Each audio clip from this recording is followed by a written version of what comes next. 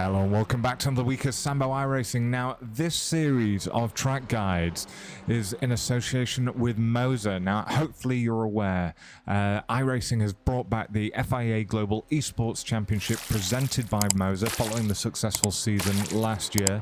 So for your chance to win part of the prize pool of $35,000, what you need to do is qualify in the top 10 in your global region in the coming season, and you will be able to take part in the event to actually try and claim some of that prize. Now, as part and parcel of that, the good people at Moza have furnished me with some amazing top-end quality gear.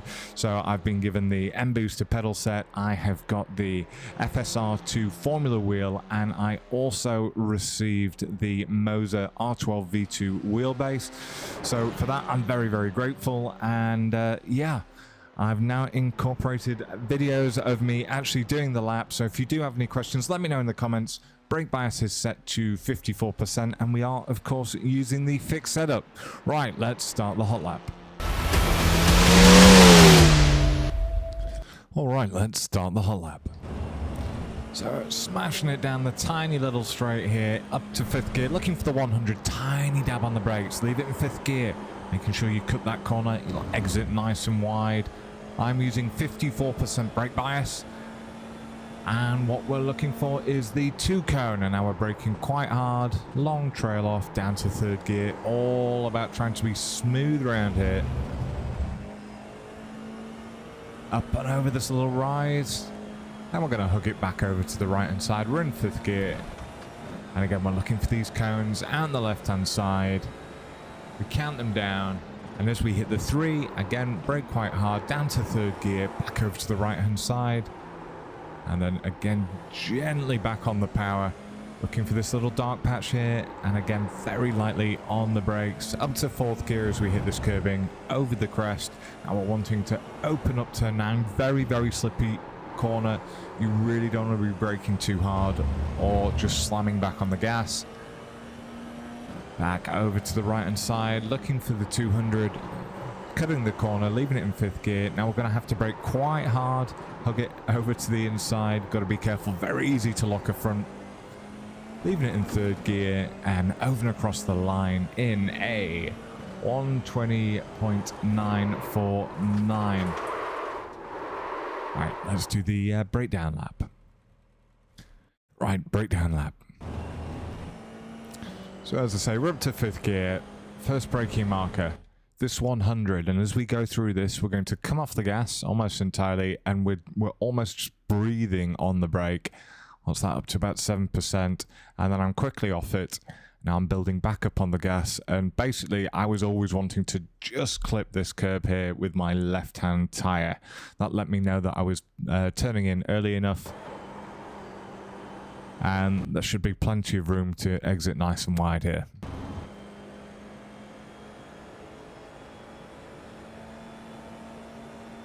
Next braking marker is just before we get to the 2 cone. So as you can see, we're just coming up to it now. I'm already on the brakes, braking up to about 75%, and I'm aiming for mid-track, or the right-hand side of the Mid-Ohio Welcome Race Fans sign coming up ahead of us. And again, trying to be very, very gentle on the inputs here. So it is showing as 0%, but I don't know if you can actually see there is some red showing. So I am just leaning on the brakes just to get that balance sort of over the front wheels. Now I start building back up, and I hit 100%, sort of 2/3 of the way through the corner if you look at the track map. Just trying to be as smooth as possible, exit nice and wide.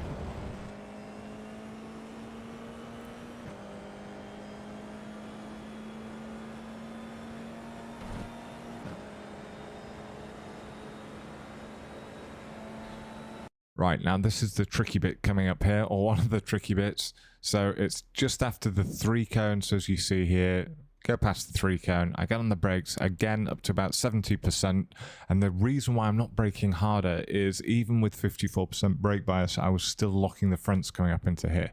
So anyway, we brake up to about 70%, as I say, we're going to trail it off down to this apex.